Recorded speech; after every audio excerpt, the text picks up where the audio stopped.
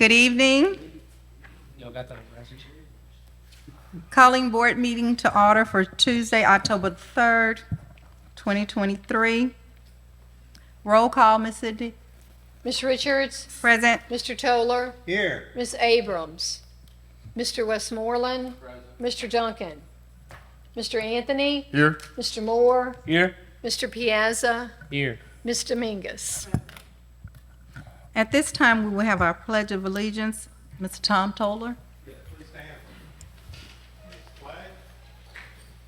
Pledge allegiance to the flag of the United States of America and to the republic for which it stands, one nation, under God, indivisible, with liberty and justice for all.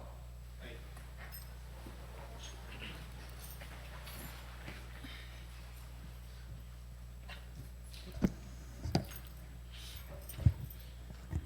Item C, consider approval of board minutes of September the 19th, 2023.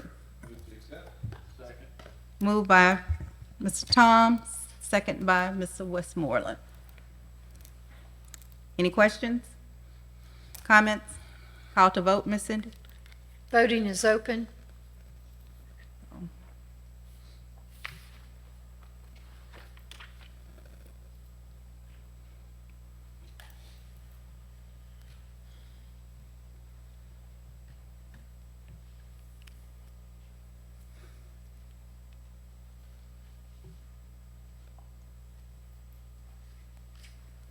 Yes, Ms. Cindy. Voting is closed. Motion passes unanimously. Okay. Board actions. Consider approval of bid of 2024 to 2025 used bus purchase to be awarded to Kent Mitchell Bus Sales and Services LLC in the amount of $1,948,000. Mr. Jeff? All right, we're asking approval for the low bid of Kent Mitchell for a total of $1.9 million, $448,000, I'm sorry. This is 24 buses. They all have air conditioning. They are used buses ranging from 2016 models to 2022s.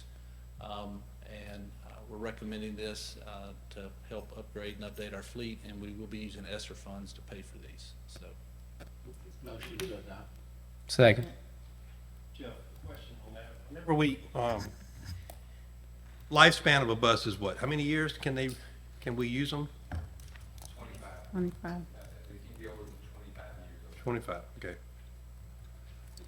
But the worst here, we're starting with 8-year-old, at the worst, so, okay. And new buses are $159,000, I believe, right now, off state contract, so this is a good opportunity to get on some low mileage, low year buses. Are we still, I know we had a plan to put in another order of buses since it's about a year out. Are we still, as administration, looking at that option? We were looking at it, we wanted to use ESSER funds, and in the process, with the shutdown, they could not guarantee that the buses would even be in by October of next year, much less September of '24, to use those ESSER funds. So we went this route to get these 24, and then we'll come back to you when we have a better idea when the industry settles down. How did we bid for used?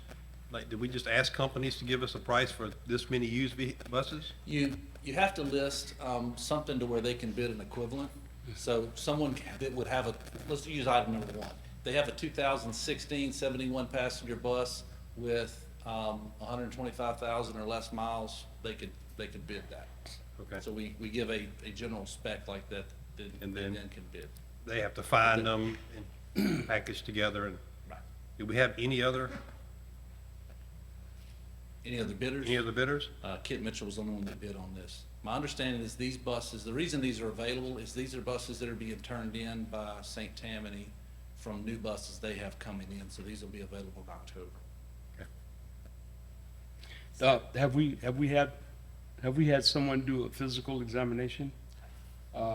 Do a mechanical evaluation? What we did on, they usually come with, I believe, a 30-day warranty to cover that stock. We actually got a six month.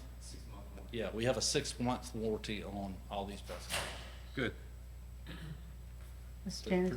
Yes, Ms. So you Rose? said that we're adding to our fleet? Well, we're purchasing these, and then it'll be up to Fleet Services to come back to you if there's any buses that need to be retired. But we're Okay. we're understocked, and I'll let Mr. Jenkins, we need buses, and drivers. And drivers. Let's say, do they come with drivers? Can we petition and put a bid in for that too? Not yet, but I'd say probably within the next 10 years, they'll probably come with Yeah, yeah. their own driver. Do you know if, and I know this is a ridiculous question, do you know if, how many of these are air conditioner buses? I know that was kind All of. of them. All of them? Beautiful. Yeah, I think that probably one of the most relevant factors here is that they're air conditioned. And Lord knows we need that. We need more air conditioned buses on the fleet, so. Let's come in. When will these be available for use? They're telling us October. Gotcha. October? This is October, so Yeah. Now, Gotcha. now, they told us in September they'd be available in October. good. Call the vote. Okay. Call the vote. Voting is open.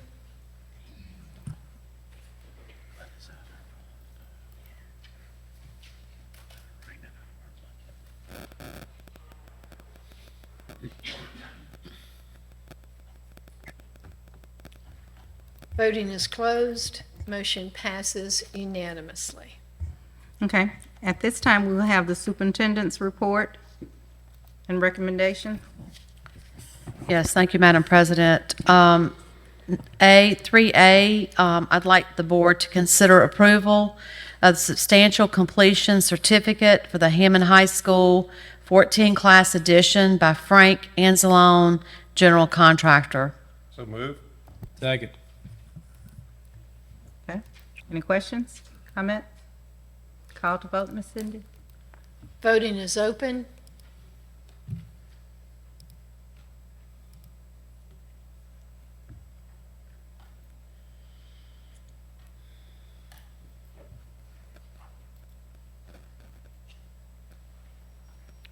Voting is closed. Motion passes unanimously. Item 3B, I would like to ask the board to consider approval to refer policy IDFAA, which is the drug testing of athletes policy, to the policy committee. I'll make a motion to refer. Second. Ms. Rose, Ms. Westmoreland? Any questions, comments? Call to vote, Ms. Cindy. Voting is open.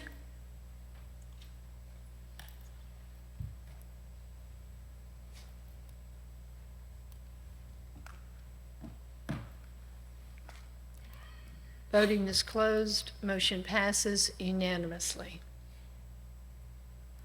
Okay. That's it, Ms. Steele?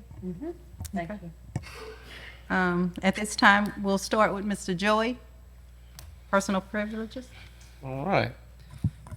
It's been an interesting few weeks here in Tangipahoa Parish. My first thing is one of our SROs, Mr. Bernard, had a loss in his family. I want to say our prayers for him and his loved ones, and hope for a bunch of healing for his family.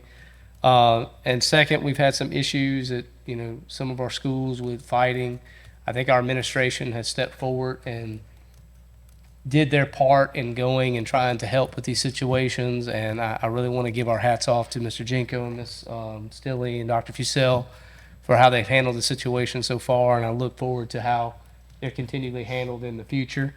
But for the teachers and the staff, the biggest thing is, look, we're going to get through it. It's going to be okay. Just keep them in your prayers and your thoughts for that extra energy and that that piece of that calm and peace that they go over them while they're working, because they are the ones who impact our students the most.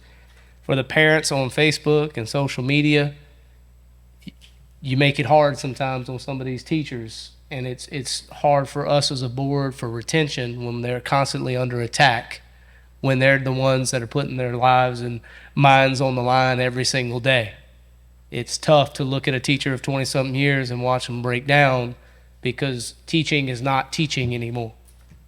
Just be kind to everyone listening or watches this. Be kind to the people in your schools that are trying to make a difference.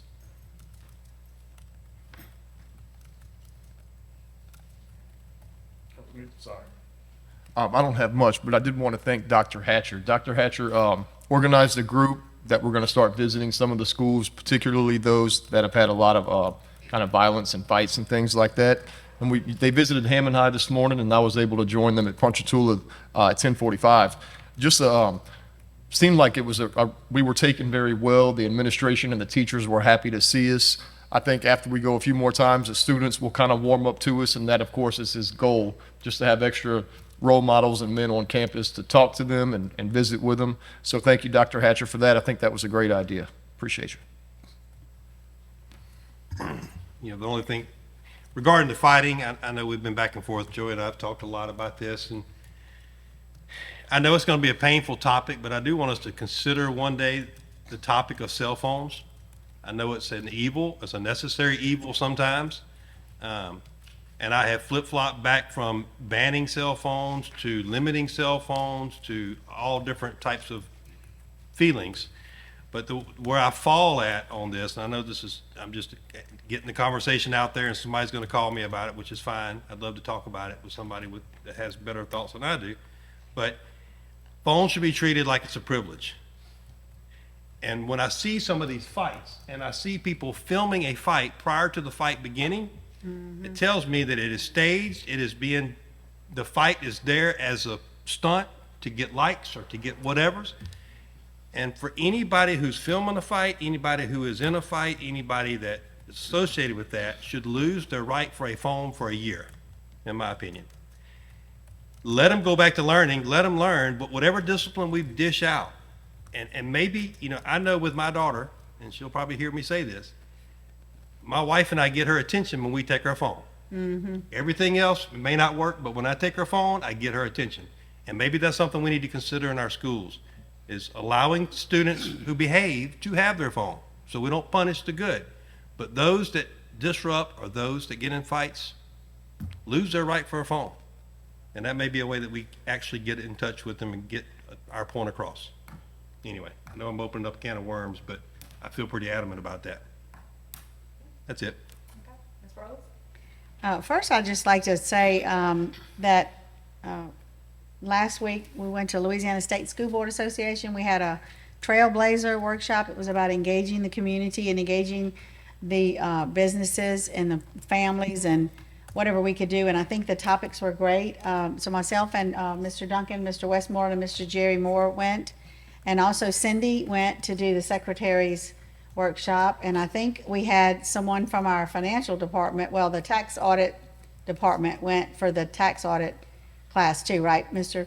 McNeely? So I think it was really great. And we also recognized 8 legislators, 4 from the Senate, 4 from the House, and one of them was our own Bill Wheat. These legislators went above and beyond to help us and help us pass bills and carry bills for us. And we just wanted to show a little appreciation to them for, you know, helping the school system. So we did recognize Mr. Bill Wheat as one of those top 8, and I was proud to be able to give him we gave him a plaque and stuff at the luncheon. So for the opportunity of all of us going for that training. Also, you know, it's homecoming, it's Unity Week, there's a lot of activity going on at school, so that part's exciting, and I'm glad that we actually did something to let our schools know that we're not going to tolerate the misbehavior, that, you know, we don't want to disrupt our whole entire day because of a fight or being filmed or because a few people choose to not behave themselves, and it's messing up the education for the rest of our 99%. So I'm glad that, you know, we made a little bit of tweak on that, and hopefully that's going to curtail some of the issues we have going on. So thank you.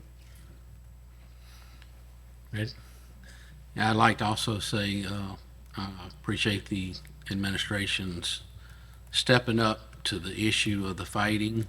Certainly we need that to be under control, and whatever we need to do to make sure that our students are learning.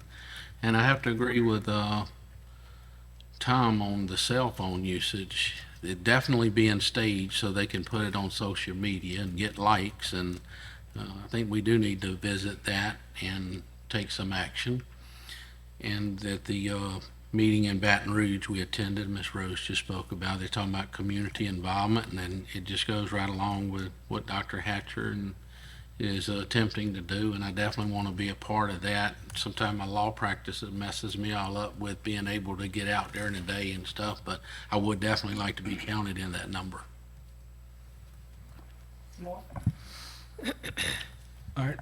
First, I want to give a shout out to our teachers, our principals, and all of our administrators. You guys have a job that I would never apply for. I do see, even though when I make comments of encouragement about being tolerant and being kind and patient, finding a way to a child's heart is in my opinion, the absolute key for increasing a child's desire to learn. And you know, and Dr. Hatcher has said, you know, a child doesn't want to know what you know until they know you care. And that is key. That is key. I appreciate him for establishing the group of men who went out to Hammond High and to Ponchatoula High, and we were greatly received by the administrations, by the principals, by the teachers. They actually stood in prayer with us, and I saw and heard some comments from some of the children, but I saw in their expressions more than their words that they opened up to us. Some of them with caution initially, but a lot of the children that I held conversations with actually held me longer than I wanted to have a conversation, because I was trying to reach I was trying to greet as many children as I possibly could. But I saw an overall very positive effect on our being there, and I'm hoping that we can increase our numbers, the numbers of people of men, and someone said to me today, no, there's some women that need to join you guys, you know, and so we're not excluding. We're not excluding them, because I know the power of our ladies. I was raised by a group of them as my teachers and principals and community leaders. But I am highly encouraged by what I saw as the effects that our visit had today.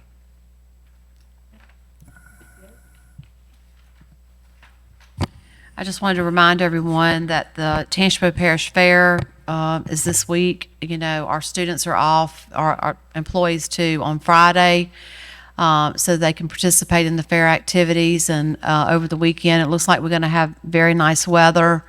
They've relocated up by the arena, so kind of interested to see the new building. And then, you know, hope everybody goes out to enjoy it. I think it is the oldest fair in the state, maybe.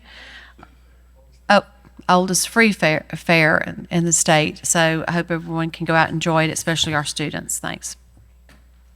Janice, just one thing. Okay. Listen, I also want to voice my appreciation for Ms. Stilley, because we could not have set that up in such a short period of time had it not been for your condoning it. So, you know, a great deal of credit is due you, and so I just wanted to make sure I didn't leave it. I meant to do that while I was talking. Sometimes all right. Okay. I'd like to say that I'm proud of you all for going out, and I would definitely volunteer as one of the women to go out for the fighting, because one of the biggest things that I'm hearing a lot about is the bullying, and I just think that we need to look a little bit more closely into that, because when kids are being provoked, then, you know, when you're backed in a corner, then we need to look at what's causing it and why we're doing it. And on that note, with our rivalry game of Amite and Kentwood, Mr. Jeff, I think you owed me lunch or something. Was that in there or something? We'll say congratulations to the Kentwood Kangaroos for winning the game that they shouldn't have. But But see, now I wasn't even going there. I was not even going there. I was actually going to say something positive about how a photo went viral from that game of how they were helping each other. And I think it was Kentwood that had a cramp, and Amy was helping him. So, but thank you. We'll accept that. Another thing that I wanted to just give a shout out to all of our NFL players in Tangipahoa Parish. I was able to go and witness and see Trey Palmer play in the Superdome against the Saints and win and score the touchdown. And yeah, and then he just ran over to me and bought the ball. I was like, all right, this was just good. So we're just proud of that. And then I know that I watched the game of Shaheem Carter and the Titans, and then we had Devontae playing with. So we're just all over the place. And we have some really positive things going on in our parish, and I just want all of our students to know that we are proud of you, and we are looking at what you're doing, and we want to keep it positive because we are great. We are great in this parish. Anything else? When you see Mr. Palmer, can you tell him he can sandbag a little when he plays the Saints? He doesn't have to catch them all. Now, any other day, he can catch Anybody else? Not when he plays the Saints. Look, that's what I said. I said I'll be back in black and gold next week, but I had to represent Palmer. You can drop a few of the heads on. Public input. Yeah. Okay. Yes, we have public input at this time. Mr. Julian Harris.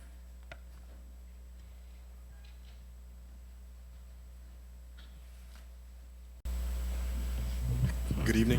Good evening. Superintendent Stilley, President. Mr. Harris, just before you speak, just let me let you know that the board may not respond back to you. And it's not that we're not listening it's just the policy, but we will be taking in everything that you're saying. Thank you. I understand. Okay. On Friday, September the 1st, 2023, at 2:55, I received a phone call from my principal stating that we can have a meeting now. The meeting was supposed to take place the week prior. Okay, I had no idea what the meeting could be about. I said, I'm on my way. Upon my arrival into my principal's office, I find that there are several administrators in attendance as well. Those in attendance were principal, assistant principal, teacher, assistant girls basketball coach, athletic director, head girls basketball coach, and myself, recently certified first-year JAG specialist coach in 2023 to 2022. I'm sorry. So the meeting was called to order by our principal stating that our head girls basketball coach and she had a problem with my daughter, who is in the 20th grade, who has no prior behavior reports from any administrator. The coach stated that the issue was that a kid told her that my daughter said, I'm the most recruited player on the basketball team. I then said, well, what is the problem? She then goes on to say how my daughter needs to be a better teammate and that we can't have her saying things like that to anyone. I asked the coach, who was the kid and what did the kid say to my daughter? She said, I won't say the kid's name. She also did not address anything concerning the other kid. She only alleges that the issue is my daughter and she is the problem. I then proceed to say that I don't believe my daughter would say something like that to anyone. However, I know that she is well recruited because I am in charge of all 3 of my children's recruiting accounts. Both of my girls are scouted mainly due to AAU summer ball, travel basketball. I orchestrate their Twitter accounts. Their coach proceeds to mention that my daughter does not answer her phone calls when she calls her. Okay. I said that I have stated to my daughters that when you all are in school, practice, or game, your coach can communicate with you in person. However, when away at home or during family time, she is to contact me, the parent, if there's anything related to my children. The coach has an issue with boundaries. because she has stated multiple times over the summer in a repeated attempt to get me out of character on several phone calls concerning this issue with my children not answering her phone calls. My children were present during this one of these provoking phone calls from their coach. I had my children to be discreet as possible during this time to concentrate only on travel ball. I have had to block their coach from all of their Twitter accounts during the end of December in 2022 as well. I did this because I saw how it crippled my then 9th grade daughter, as it caused her coach and teammates to shun her of her full potential on the court due to the attention that she received from scouts because of her God-given ability. Coaches and certain players could see my daughter's post on Twitter as well as in game highlights where she would get double-doubles as a freshman. And of course, double-doubles are 10 points or more, rebounds, blocks, or assists. After several games of her freshman year as a major contributor, we all noticed her offensive game changed drastically to no fault of her own. My daughter proceeds to tell me that her coach stated not to pass her the ball in the post. This is the reason for my blocking her, the coach, from all of my children's scouting pages. This is also why my daughter has suffered from depression and wanted to quit basketball mid-season. The attention of my child at an early age caused her coach to discriminate towards her talents. My efforts to block her coach were in an attempt to protect my child's student athletic future, as well as to help eliminate further discrimination and bullying.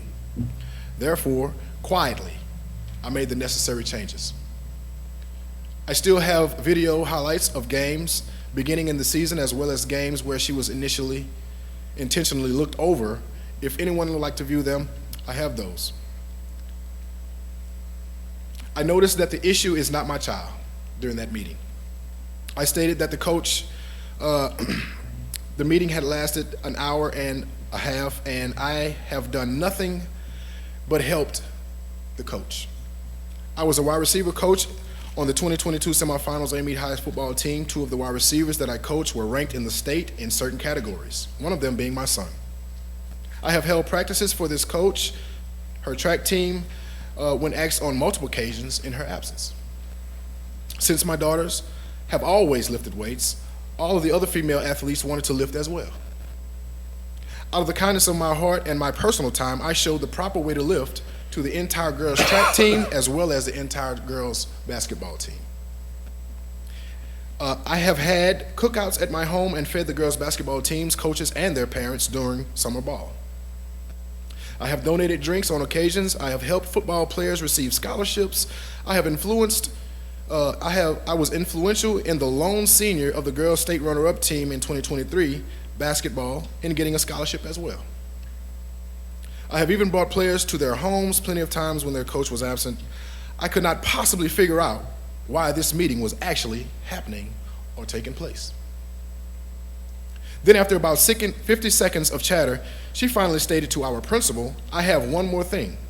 I don't want Mr. Harris to be in basketball practice in the gym anymore during practice after school. I was flabbergasted. So I finally, it all made sense to me. This was the real reason for the meeting. After the meeting was adjourned, I could hear the coach say, I'll call the chief of police and let him know.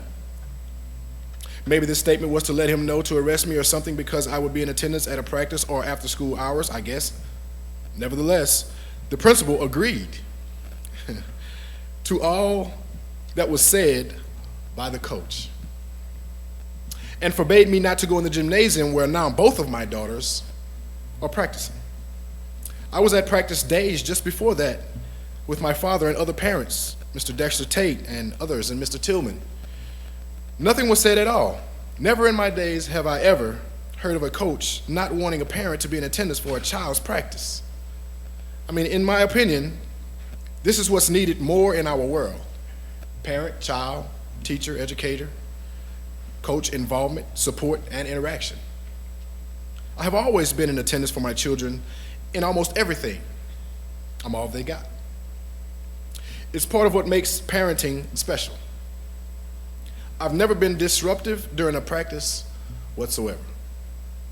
Currently, as a newly certified JAG specialist, I am learning to and off to a great start. I have been influential in multiple students at my high school to help readily prepare them to take on the ASVAB test for the military. I remain in constant contact with Naval and Army recruiters in hopes to develop future world leaders for our homeland. I am diligent in making sure they have a plan after graduation and be respectful to themselves and others. I have duty every morning in the lunchroom at my high school and assist with attire and how it is to be worn. I try not only to profess great character, but I am a living demonstration example of what morals, character, and respect is. I did these things all out of the kindness of my heart.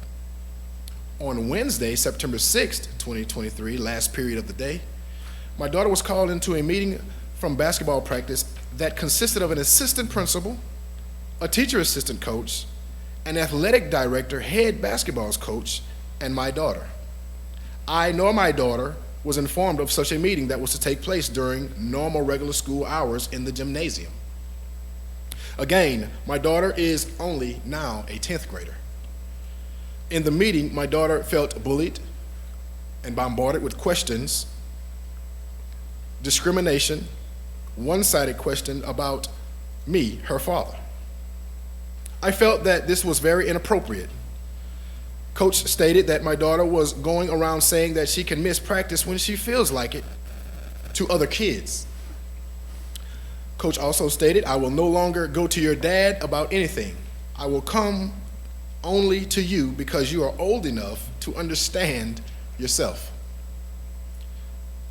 Coach also said if you miss another practice on a B day, you would no longer be a part of this team.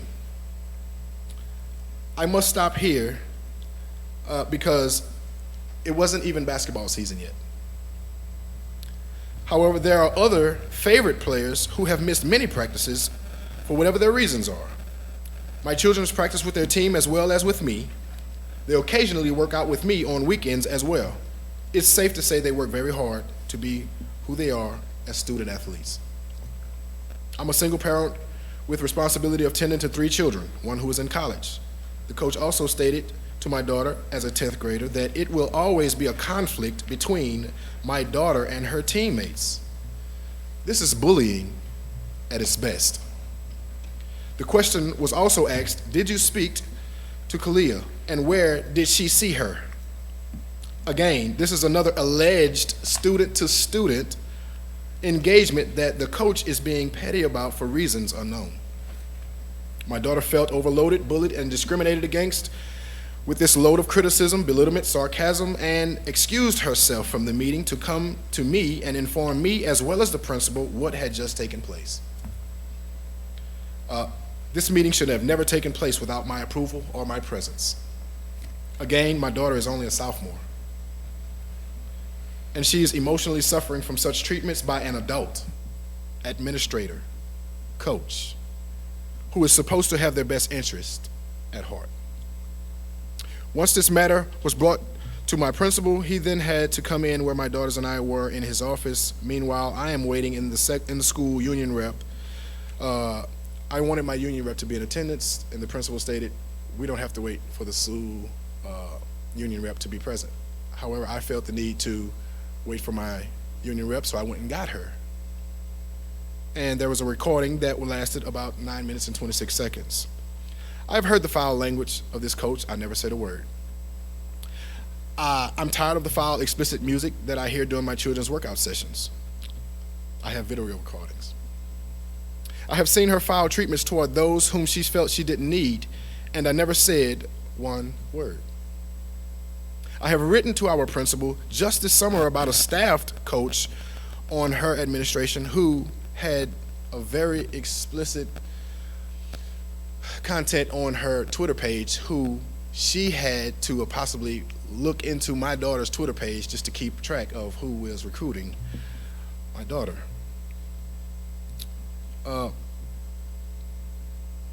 I'll just, for time's sake, I'll say the last paragraph. My daughters are very respectful to all administration, including their basketball coach. They are both honor student athletes who excel both academically and athletically. My oldest daughter is ranked in the state in different categories and ranked in her district. My ninth grader has received All-American invites already. They are also both faithful church members at the Little Bethel Baptist Church here in the great city of Amite, Louisiana, under the pastorship leadership of Frank Alex David III. My daughters are also musically inclined, instrumentally and vocally. This is the standard in my household. It is also expected of them at their high school. This is an attempt to fix this problem altogether so that no other student, learner, athlete has to encounter what my children have encountered from the hands of someone who is supposed to be a helper, a protector, an educator, a promoter, life speaker, and charismatic individual. This is a cry for change and help in removing the cause of unfairness, bullying, and discrimination from the high school where I teach. Thank you. Y'all have a blessed day.